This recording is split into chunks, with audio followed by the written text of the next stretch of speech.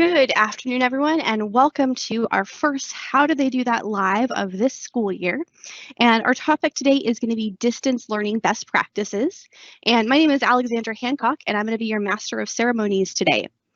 We have a couple of great topics for you today to learn a little bit more about distance learning and some tips and tricks, and we have 4 great presenters.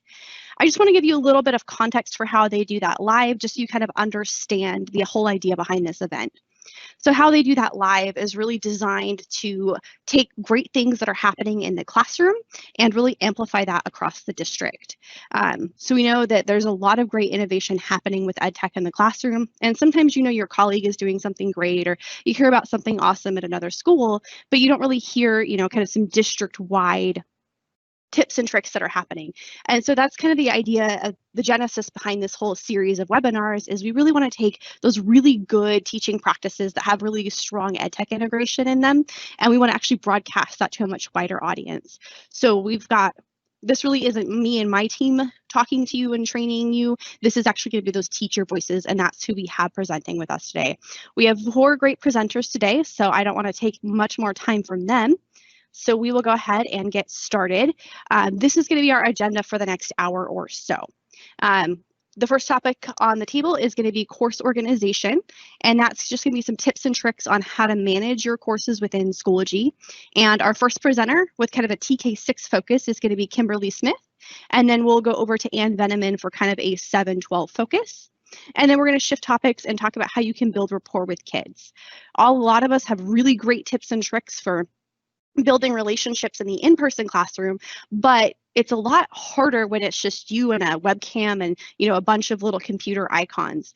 So Elisa Bateman has some great tips and tricks for our K6 students, and then Jacob Navarrete is going to end us today, and he's got kind of that 7-12 perspective, and he's doing some really awesome things I'm excited to share with you guys.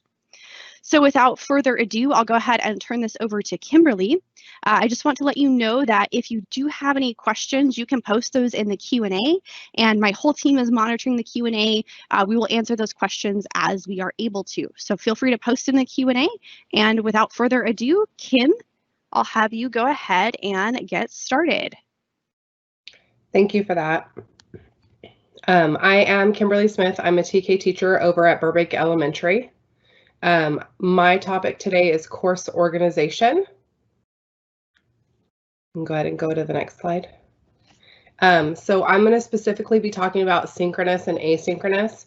So last spring, we were told as a TK through 6 group that we should assign all of our assignments and use only the homeroom. I continued with that this year, where I use my homeroom as my asynchronous work, where the students go to get their classwork and any enrichment activities that I have there for them. And then in my language arts course, I use this for my direct instruction or my synchronous part of my lessons or of the day. And that's kind of the rough overview of my courses that I use in Schoology. Go ahead and click to the next one. Thank you. So again, I use homeroom for my asynchronous or classwork and enrichment, and I use my language arts for my direct instruction, and then students can go back and review anything that's in there. Go ahead and click. So specifically in my, thank you. Specifically in my homeroom, these are some buttons that I've added to my announcements that students will click on. They are directly linked to the files below. I do want to say that when I made these, I specifically went through and did a screencast for my parents so that they knew how to utilize these buttons. There are files down at the bottom also where it says finish assignments, and that's an example of this week's assignment, September 14th through 18th. I did, like I said, I sent a screencast to them to let them know how to use these buttons. In the middle there, you can see a little bit, it says weekly schedule, holding a pencil correctly videos, scissor skills videos. I just wanted to add in there when I am assigning things or showing parents, I usually assign it as a page. And then when I'm assigning classwork, I do it in folders. So it's actual assignments. So they're organized by folders. The folders are usually by the week. If you were to click on the week, it would open up to 6 folders then that would say Monday, Tuesday, Wednesday, Thursday, Friday, and then the 6th one would be enrichment. And then within those, they're assignments. And then, like I was saying in the middle right there where it says weekly schedule, those are all pages. I keep them open at first when I first assign them. And then once they've been there for a while, I close them so they just show the blue link there. At the bottom, Matthew Ketchum's video is still open because I still have a couple of more parents who haven't figured out Teams yet. And so I'm keeping that open until they're all able to figure it out. Go ahead and click. Thank you. In my language arts course, this is where I keep my direct instructions. I usually put my slides in there. You'll see, again, I had said earlier that I teach TK. Those are my letter slides and my color slides. We go through that. And I also have assignments there. I usually keep all of those as pages and slides that I've inserted in there. And I think that might be it. Okay, thank you, Kimberly, for your great tips and tricks. I especially liked how you had your announcements as like a dashboard and you linked to some different things. I don't see that we had any questions about that topic for the K-6 level. It looks like we might be having a couple tech issues, so hopefully we can kind of get those people on and hearing things. At this point, I want to go ahead and shift over to our 7-12 course organization tips and tricks. So Anne, go ahead. Hi there, my name's Ann Veneman. Hopefully you can hear me. My thing is showing it's not. Hold on. Okay, hi, Ann Veneman. I am a high school teacher at Peter Johansson High School, and I'm going to show you how I organize my Schoology class. Can you click to the next slide for me? So I teach English. So my very first thing when students land on my page, they click on my course, the very first thing they see at the top of the page is a daily announcement. I'm on a block schedule, so I don't see students every day. So about 10 minutes before the start of class, I generally post what we're doing for the day at the top of the class page in the announcements. This makes sure that it's pinned to the top, and then it generally has what students need for the day. You can see here in this very front photo, I usually say good morning, and then a list of what they need for the day, like their notebook, what tabs they might need open, so that during class we're not spending a lot of time looking for things. And this way they have an idea of where we're going for the day and they can get themselves prepared. I also here tell them if we're going to be meeting in conferences or teams. You all know the internet issues that we've been having, the tech issues that we can't avoid. So I always let them know if conferences is up, we're meeting conferences or teams. And this is also where I could tell them like, hey, I don't have internet today. Here's a list of assignments. As you can see in that back one, that's what they did today. Next slide. So my folders for the weeks are laid out weekly. At the very top of that page though, are my slides and lectures by date, and that is pinned to the top so that they always know where they can go back if they missed information. You can see in the second photo, my slides and lectures by date. I always categorize these with the most recent at the top. This is where they can go, and in my slides, like they have the objective for the day, and then anything that we talked about or new material, it's in there with all the newest stuff at the top. You can also see here that on the left-hand picture, I have my folders by week. And I usually like to put a picture there just so they have kind of like an idea or a topic of what we're studying that week. We've been reading a story called Marigolds. So there's a lot of flower pictures on my courses right now. Next slide, please. Within these weekly folders, though, I try to keep it super simple for them just because they've already got a lot on their plate. So I break it down by day. So I see them on Tuesdays, Wednesdays, and Fridays. And so every weekly folder that I have is going to be in that format. Tuesday, Wednesday, Friday, all the same colors, all the same format. Within those folders, you can see that there is always a warm-up. That helps me with attendance tracking, just so I can see, hey, they did the warm-up at the beginning of the day, they were here on time for class, and then any assignments for that day. I used to, when we were, in person, I would have all my assignments per quarter or per unit all in the same folder. This way it's just a little bit easier for them to navigate because they always know, like, okay, maybe I had tech issues that day. I can just go to the Tuesday folder and everything for that day that I missed is in that exact folder. Week 5, last week we had a short week, so I have less folders there, but this makes it really easy for the students to navigate because it's all consistent. Next slide, and I believe, I think my slide duplicated. I do keep my newest stuff at the top. Oh, sorry. I do keep my newest stuff at the top.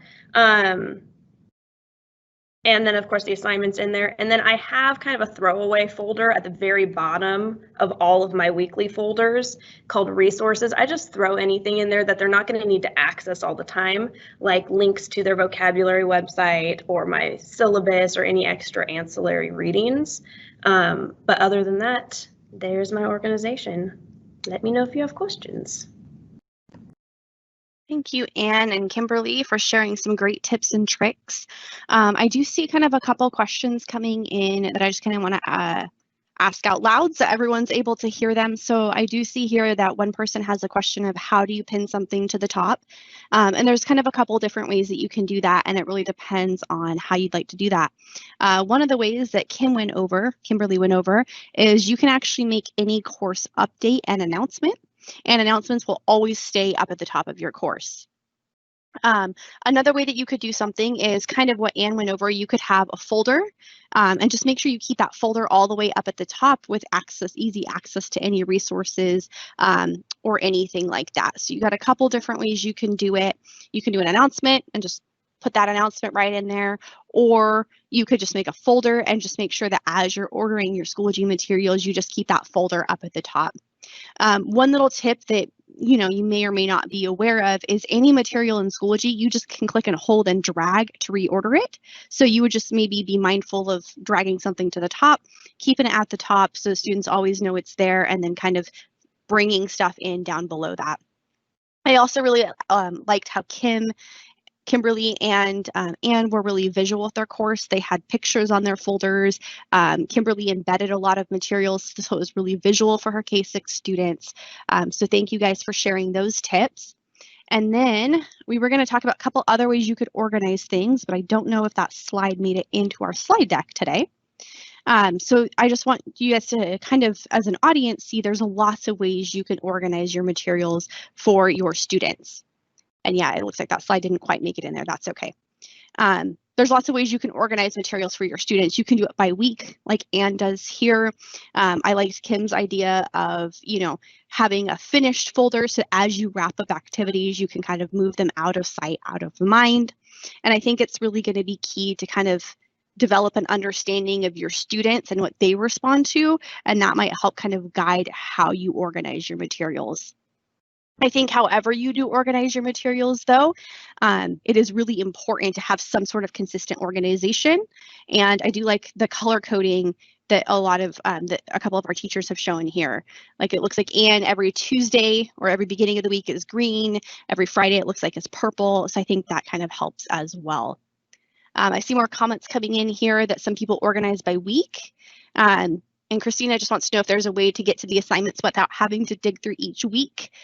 You certainly can use those reminders on the side, or you can go into the grade book, and each grade column has the assignment linked directly at the top as well. And it looks like we're getting some good feedback of a lot of people doing really similar things. So great topics there. And as always, if you have any questions about how to set up these folders, how to get pictures in, how to embed pictures in Schoology, definitely feel free to reach out to myself, Alexandra, or Angela, and we're happy to send you some more information on getting your course organized. And it looks like questions are kind of dying down just a little bit. So we're going to go ahead and shift into our second topic. Although I do see one comment that came in really quickly. I want to shout out. Kimberly made screencasts for her parents. And somebody said they really liked that. I'm going to echo that. I think anytime you can provide really clear how-to instructions for your students and parents, that's always going to be a winner, especially for our K-6 level. Schoology is kind of new to a lot of these kids. Schoology is really brand new to the parents. So creating any kind of instructional video and just posting that is going to be fabulous. So I really like that. And we got lots of people sharing how they organize, and I think that's great too. So we'll definitely share out some of these comments when we send our follow-up email tomorrow. At this point, we're going to go ahead and shift over into building rapport with students now. I think this is a little bit of a meaty topic as well.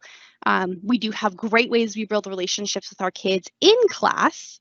However, doing that digitally and virtually is a little bit of a challenge. So we'll start with our K-6 presenter, Aletha. If you want to go ahead and take the wheel. Hi, my name is Aletha Bateman, and I teach at Burbank Elementary with Kim, and I teach 4th grade.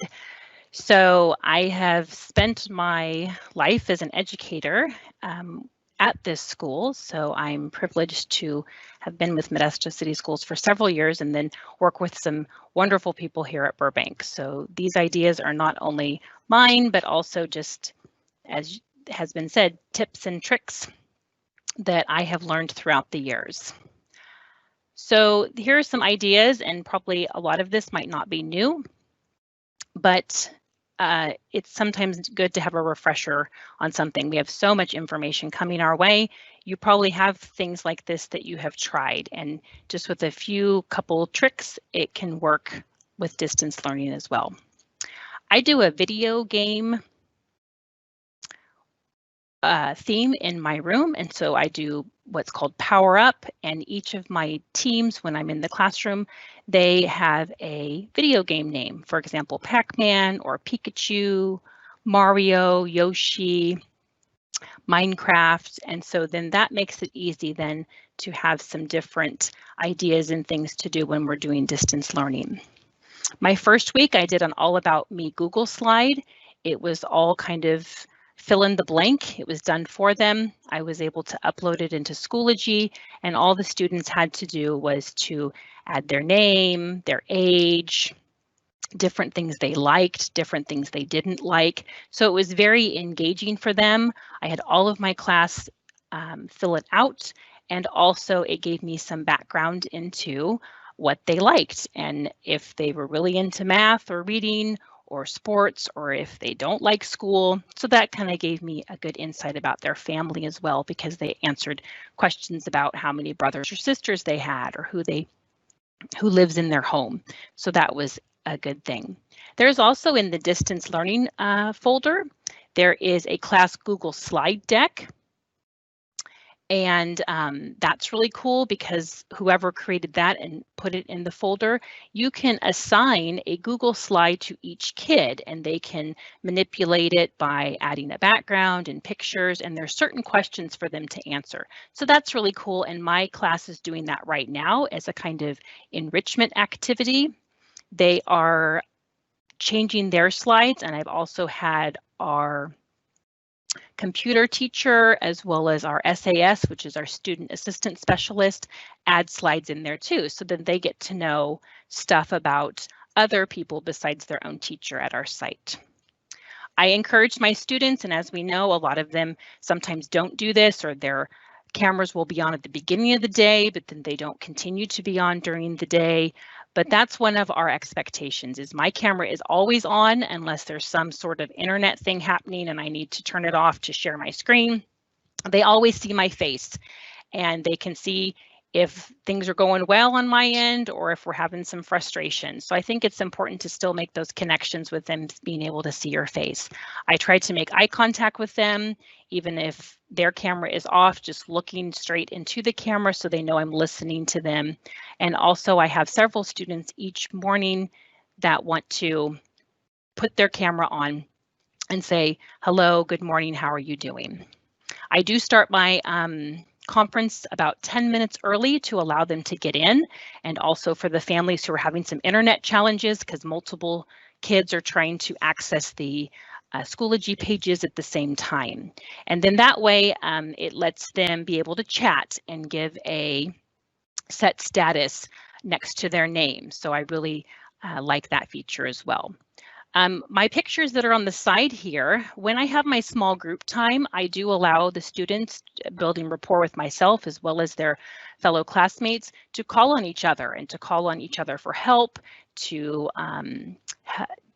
call on each other when we're doing answers and when we're working problems out together.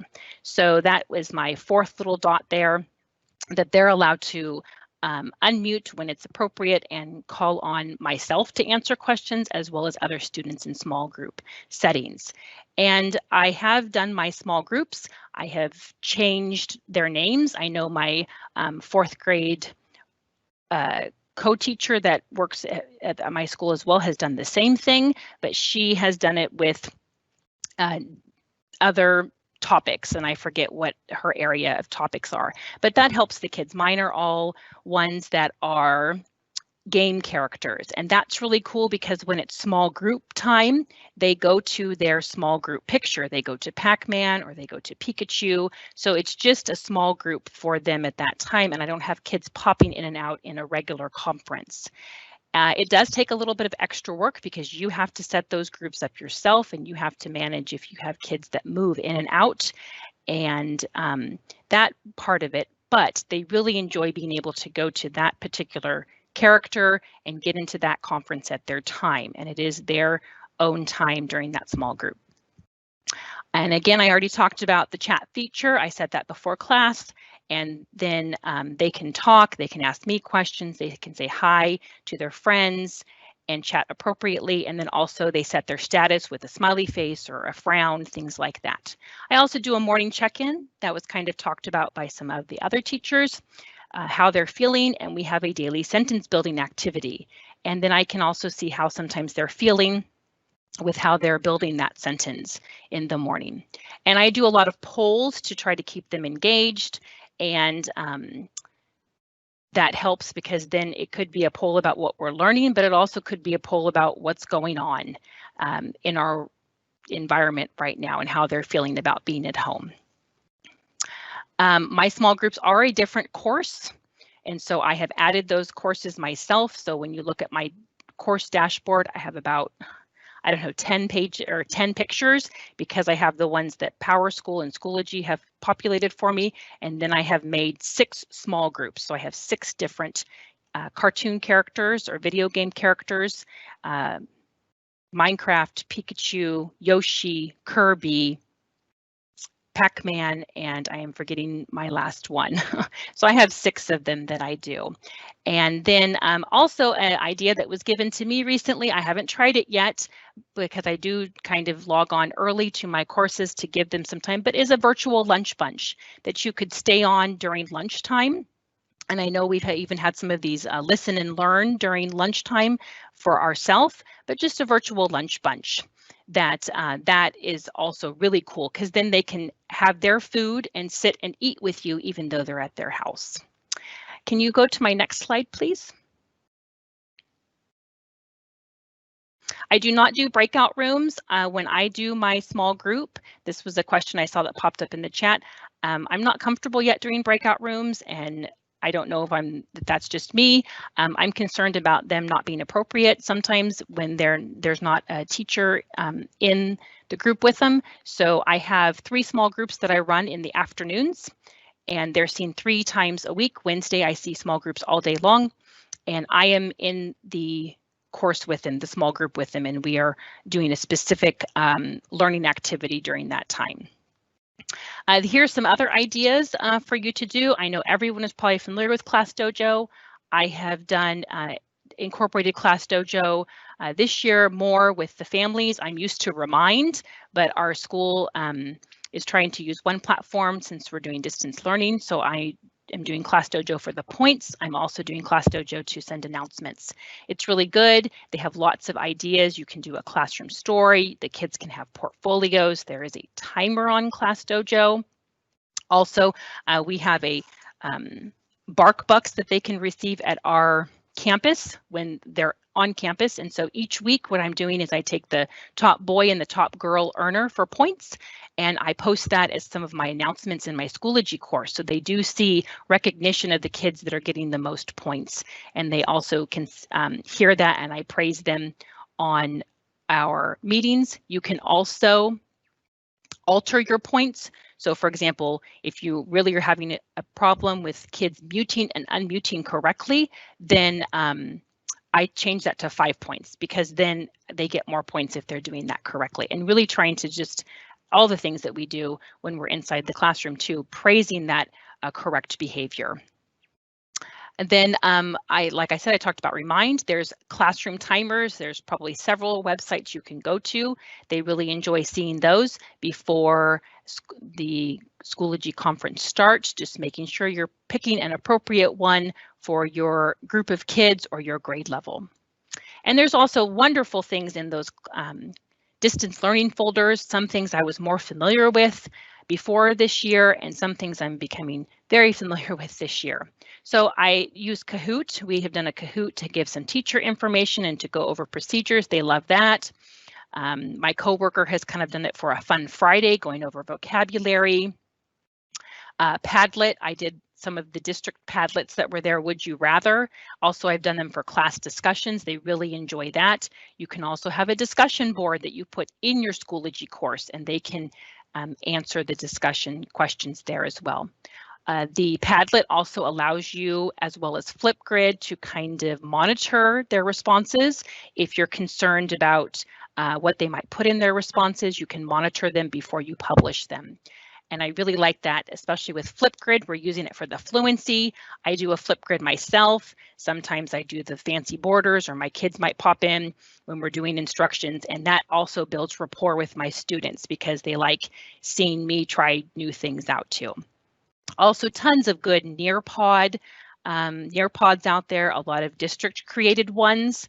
And I've been using those for vocabulary development and other required different lectures and things that we have to share with our kids. So probably not a lot of new ideas for you. It might be a tweak on something you've already done, but that's all I have to share. So I hope it was helpful. Thank you, Aletha. I think that was helpful. There was a couple questions. I don't know if you got to answering. One of the questions was, so you mentioned those bark bucks. Do students actually get physical rewards? How are they getting them? How often are they getting them? So I keep reminding our students, and because I know that if they're like all of us, they really want to come back to school. So I'm keeping a running record of who is getting those bark bucks. I'm not sending them home or anything. That is something that our own school does for kind of like a incentive or prize store. So what I do is I post their names on Schoology, and I might say, for example, Aletha and Alexandra, they got the bark bucks for this week. And so then I keep those. And then when we do return to school, they get those. And even if they are not able to use all their bark bucks in 4th grade, they can take them on with them and use them in 5th grade and 6th grade. So I am keeping just a record right now. Nothing's being sent home to them, but I think that they really enjoy seeing their name pop up on the Schoology updates that, oh, I got 57 points this week and I was the winner. Okay, thank you for elaborating on that. I think that kind of helps. So we're not doing physical rewards right now, but they are building that bank of rewards or bucks that they could then use for rewards when we come back to in person. Yes. Thank you. And then I think there's just a couple points of clarification on the small groups. Can you maybe re-elaborate on how are you setting those up? are they meeting without you, or are you only meeting with one small group at a time? How does that work? So I set them up, and what I did is I set them up, and you go into your courses and you can make a course, and I added the picture that I wanted. So for the Pac-Man group, I added the Pac-Man, and then I added the kids' names, which you can go in and you can add members to it, and I meet with them. So I make sure that I am with them in their conferences, and I don't personally right now, I'm not doing breakout rooms. If I have a small group, I meet with them. I meet with 3 small groups in the afternoon for 30 minutes apiece or 25 minutes apiece. And then I meet with all 6 of my groups on Wednesdays. Okay, perfect. I appreciate the clarification. So each group is its own Schoology course. They get their own conference, and you're only meeting with them one at a time so that you're there with each group. Yes, and I have approximately between 4 and 7 kids in each group. And as we know, as the afternoon goes on, sometimes when it's small group time, with some of them, it's more of a challenge to get them into that small group, but I try to use NetRef and I had things posted, announcements on my Schoology course, but I try my best to get them back in those. But yeah, I meet with the small groups myself each day. Perfect, thank you. And then this is a good one, and this might be good for me too. How are you doing Kahoots with them during distance learning? Because normally they need to see your screen to be able to do a Kahoot. Yeah, so that was a learning process for me. My coworker had done a Kahoot and encouraged me to try one, and so I got it all ready, and I tried to share it with them, and they're like, we can't see anything. All they could see were the shapes that you're supposed to click on. So on Kahoot, there is a way that you can choose that you want them to do it, I believe, individually. So you can push it out to them, and then they take it themselves. They don't have to be doing it together in class. The other way is that if you have good internet connection and you can share your screen, then in Schoology, and I think you can do the same thing with Microsoft Teams, but in conferences, I would just share my screen, and then they would see the picture and the questions right there on my screen, and then on their own computer, they would be able to click whichever one they wanted appropriately. So it's been a little tricky. Letting them do it individually worked a lot better. That was kind of like my 3rd try, but it did work, just probably not the best by sharing my screen. Perfect. Thank you for sharing that. I forgot that Kahoot had that individual option now, so I think that's a great way. We can all do the activity still at the same time, but they're not, stuck in lockstep and needing to see your screen. I think that's a great workaround. I don't think I saw any other questions for you come in, but we will probably have more Q&A time at the end, so definitely keep those awesome questions coming in. And then we have our final presenter at this point, so thank you, Aletha. And we're going to switch over to our final presenter now, Jacob Navarrete, and I hope I'm saying your last name correctly. And he has some ideas for high school, and I'm actually going to switch to his camera feed completely, so that you can see some of the awesome things that he has set up for his students. I just want to take a moment that the district is not going to pay for RGB lighting for all of you guys. Jacob has invested a significant amount of his own money in this, but I think he's doing some awesome stuff. And take it away, Jacob. So, hey everyone, nice to be here with you guys. Really a little bit about how I got here and what brought me to this point. For me, really, once we found out we were going live with all these students, my thing was, and just like I'm sure a lot of you, one of my favorite parts of teaching was building that relationships with your students, not just us learning how they are, but letting them see what we are like, what are our interests and stuff like that. So my goal was I wanted to figure out there's got to be somehow, some way that they're already doing this. They've got to be used to some form of online communities that we're just not aware of. So I went ahead, picked the brain of my younger brother who's actually in high school and asked them, hey, what are some of the things that you're into right now? Because I see him on his phone all the time. And I just thought, well, what are you actually doing on your phone? What are you so captivated by? What interests you? What makes things easier to watch? If I wanted to replicate that in a classroom, could I? So he showed me where he went. I saw the app. Some of you might know it. It's called Twitch. And basically just kind of how we similar to, sorry, Alethia's, sorry if I butchered that, but similar to your ideas on gaming and video games are huge with high schoolers. And so is streaming. Streaming is probably one of the biggest things that I've seen increase rapidly. A lot of people are trying to do it. A lot of our students are watching someone else do it. So I thought, well, why not try to replicate that in the high school room? Why not try to get the lights, set them up?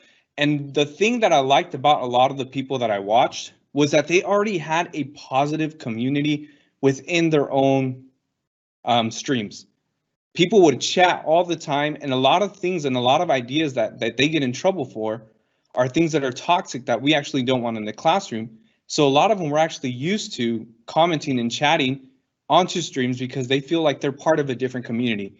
So I made it my goal. I wanted to create that community inside my math classroom. How could I best mimic that? The one thing I saw, one of the first things was lights. For whatever reason, they like lights. So they have fun with them. I don't know what, maybe because they're different. I saw that they had different camera angles. So I'm sure after seeing the same camera angle, trying to do something different was another idea of how can I make my visuals different from other teachers. A lot of times I saw that streamers would play music. So I went ahead and brought that music to my classroom. Okay, I'll play music in the background sometimes. Sorry, it wasn't working quite well that time. I think it's not connected correctly. But I have the ability to play music in the background to show them my notes. Another big thing that I do as well that I noticed that I learned from watching these people was that they also always show their face, whether they're playing a video game, whether they're doing, they always make it a point. So I also, when I'm taking note, I make an effort to sort of show my face somewhere on the screen so that they can see me and watch me take notes. Now, there's different ways to do this. I had to learn how to do it this way.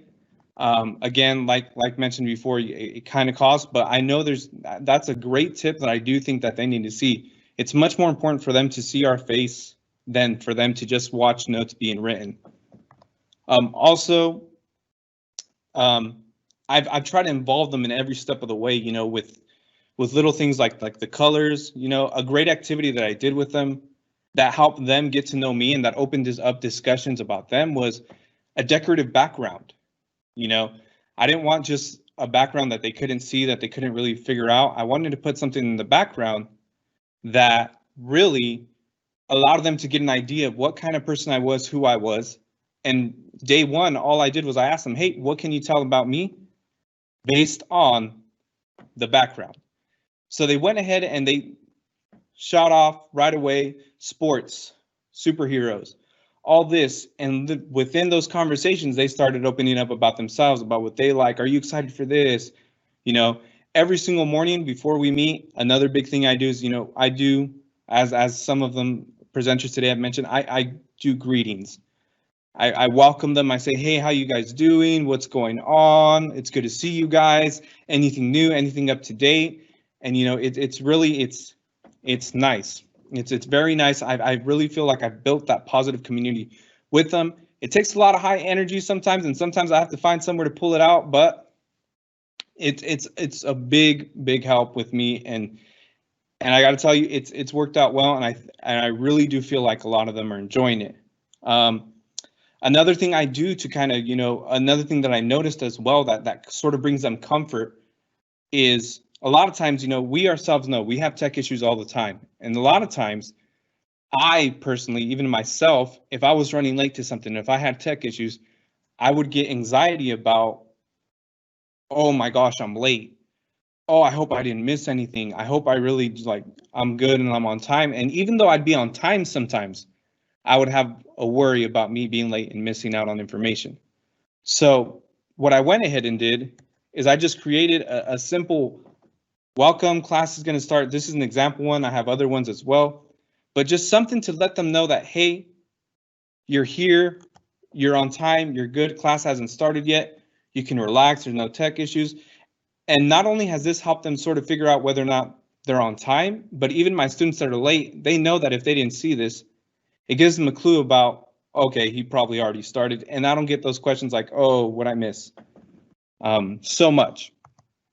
I made a YouTube channel where I upload my recorded videos on lessons. This has also helped me out in terms of it makes them feel like they're never left out.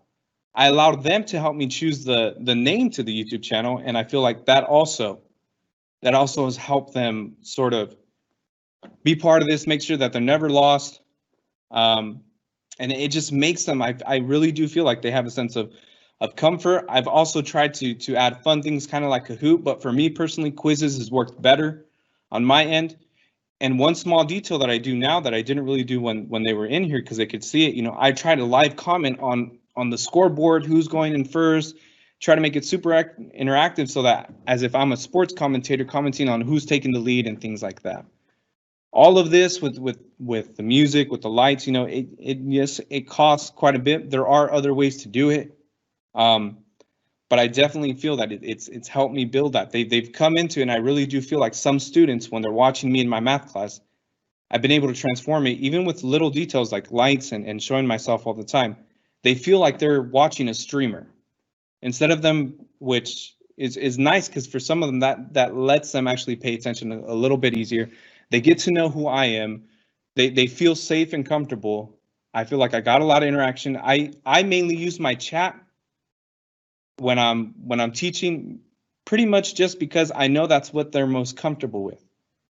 I've tried it with the cameras, and for me personally, it didn't work, but for others, I know it's working out a lot better, and kudos to you guys, great. I wish I could be there, and I'm hoping eventually I can open them up and make them feel comfortable enough to do that.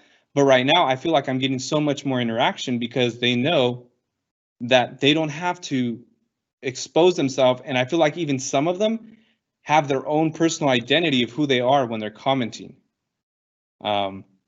So that's just a little bit of tips and tricks that I have learned and how I have sort of stepped up my game on how to make this a better sort of experience for them. Which whiteboard programs you use? So yeah, I was using OneNote. I use OneNote for my notes most of the time. I've got a couple other. Sorry, go ahead, Jacob. No, go ahead. I know I was going to say that. I know I missed some questions. Yeah, I kind of was jotting them down as they were coming in. So one person wanted to know the name of your YouTube channel. So I'm sure they want to go watch all your videos and get super inspired. It's kind of a funny name that the student chose, but some of them resonated with it. It's actually, and I'll share it on the screen actually so that. So it was Math Addict, but with the ADD capitalized.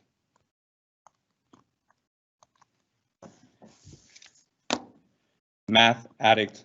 And some of the students, at first, we thought, well, it has the word add in it. And then I had a couple students kind of say they resonated it with a different sort of way because they thought that the word said ADD, which they thought, I have ADD, so I like it. Oh, I like that. Kind of multiple meanings. It's a pun, yeah, and exactly. It's for those kids that maybe do suffer ADD or have ADD, they identify. That's fun. I had another question that came in, and I think maybe this is a little bit more for me, but I hope other people are wondering. So you talk about how you really let your students kind of just embrace the chat. Have you had any issues with students being negative or going off topic, or how do you kind of manage that? So I actually, you know, in the beginning sometimes, and not really though.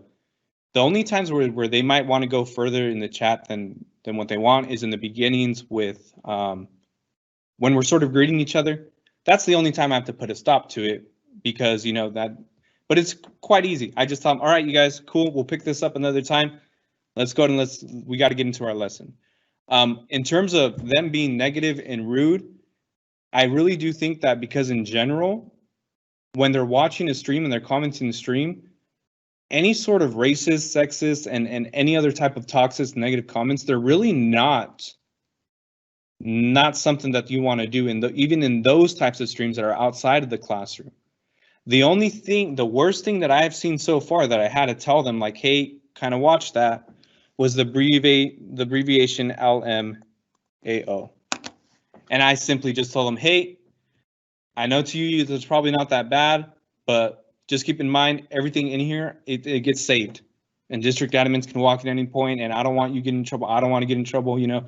Let's just try to be professional and keep this sort of positive, you know, say LOL, you know.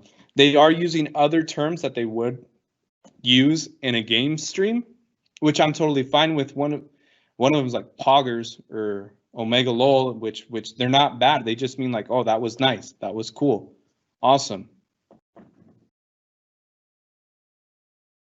Perfect. Thank you for sharing that. I think there's, you know, I think we've had some students out there who maybe have used chat inappropriately, but I really like that idea of, hey, you wouldn't do this on a Twitch stream, so why would you do it in my class? I like how you're kind of taking advantage of kind of what's trending with students in general right now.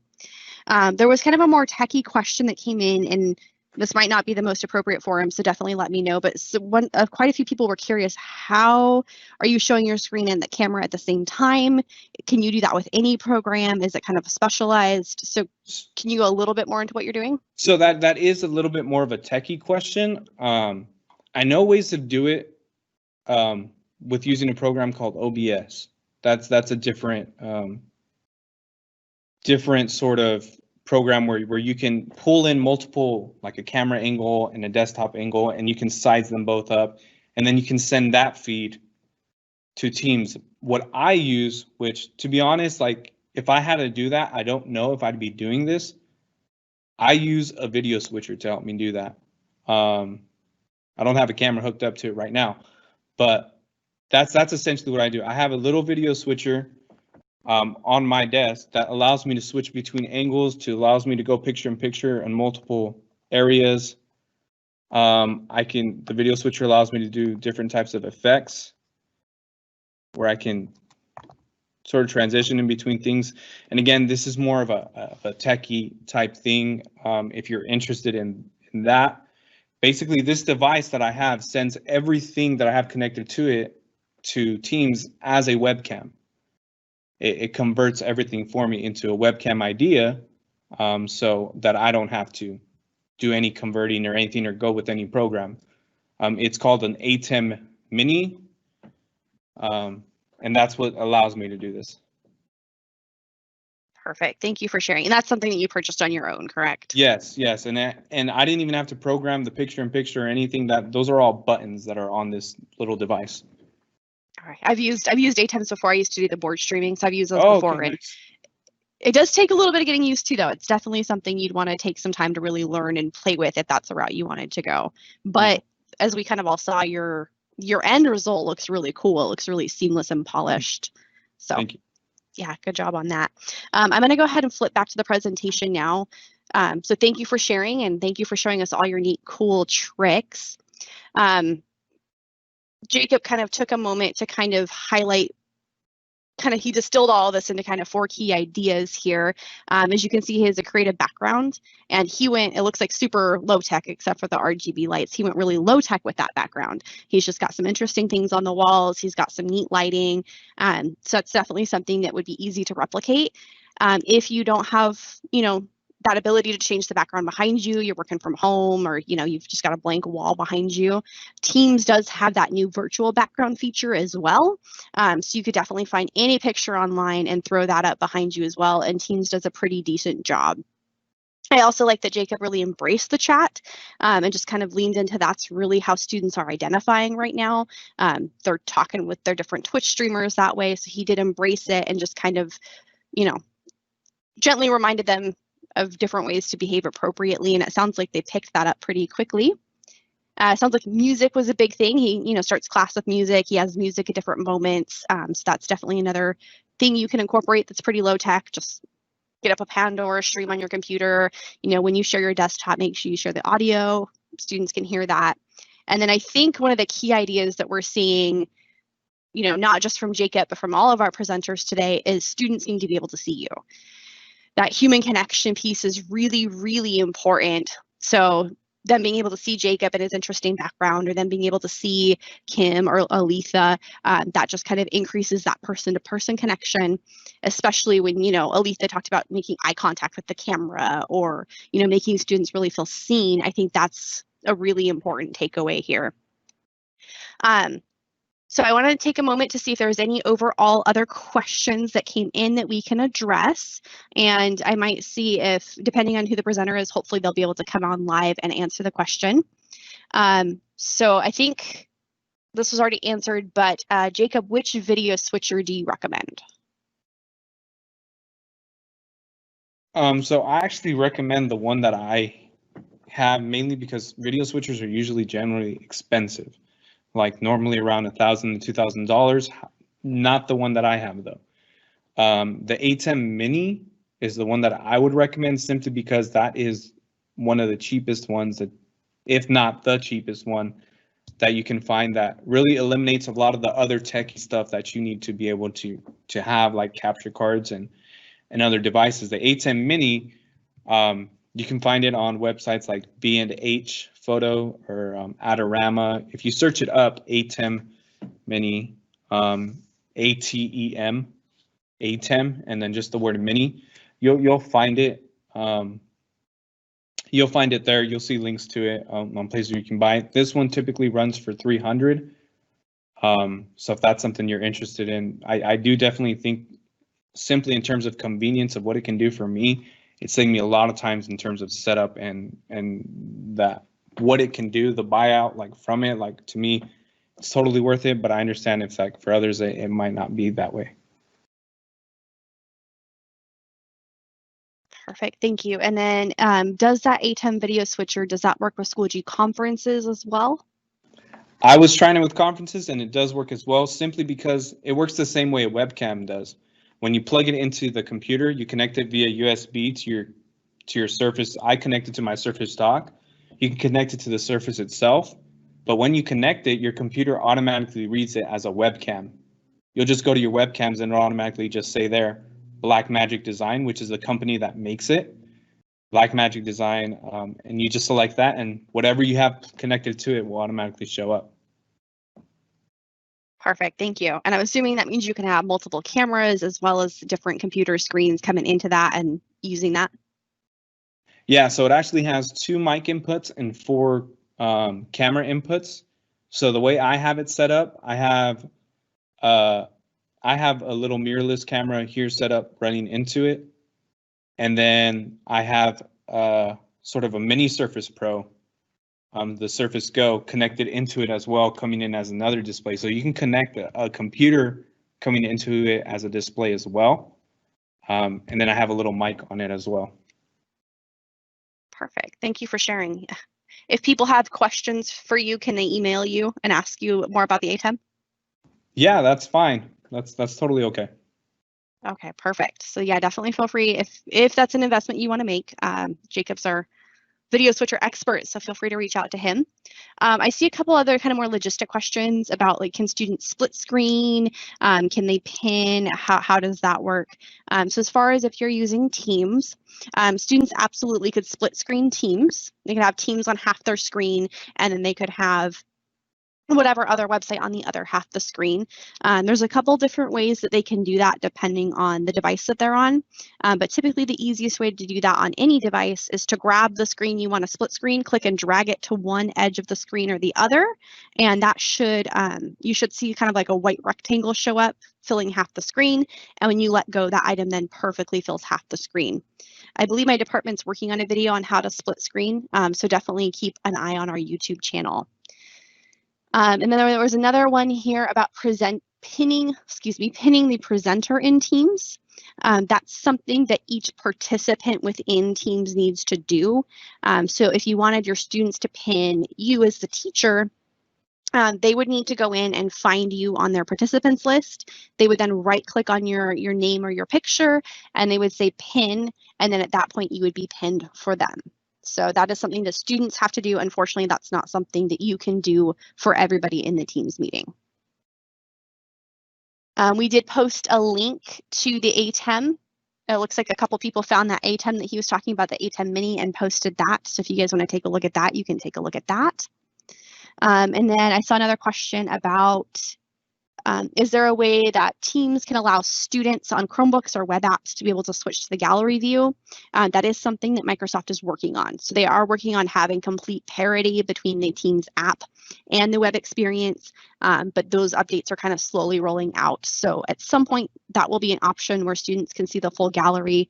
It's just not where we're at quite yet. Okay. So that kind of wraps up the webinar today. I appreciate you attending, and as we have more questions coming in, we will answer those. I do super quick want to talk about attendance. So because this is a live event, this does not capture attendance quite the same way as a Teams meeting. So what I'm going to do is make an announcement with a Google form link. It should say forms.gle/ a bunch of letters and numbers.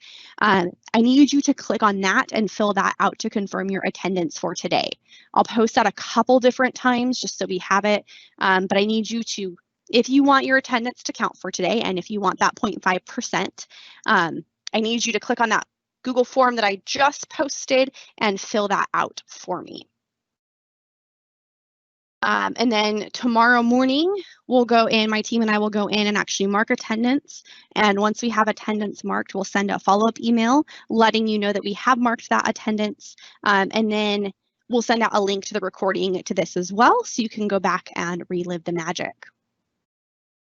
I do see another question here. When are students going to be able to put a background on their computer? So that's kind of the same answer as earlier. Microsoft is working on feature parity between the app and the web version. So if your students are on a Chromebook, they're not able to do it yet, but Microsoft is working on getting those updates out. I'm going to go ahead and post that attendance link again in the Q&A for you. So make sure you click on that. The forms.gle link is how you're going to mark attendance. It should be in the Q&A. It should be in the published area of the Q&A. Hopefully you can see that.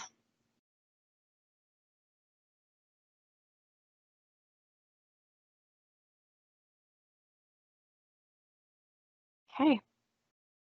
I don't see any other questions for our presenters coming in. So I just want to give a big thank you to Anne, Kimberly, Elisa, and Jacob. This is an event that I'm super excited to do, but it came up really quickly this year. So they were really good. Within about a week or two, they were letting me know they were ready to present. They got their slides in, and I think they all did a lovely job sharing their content today. So if you see them, thank them for their time. And I just want to see if anyone has any final thoughts before we close out the webinar. If any of our presenters have anything else they'd like to share, feel free to come off mute at this point and share that.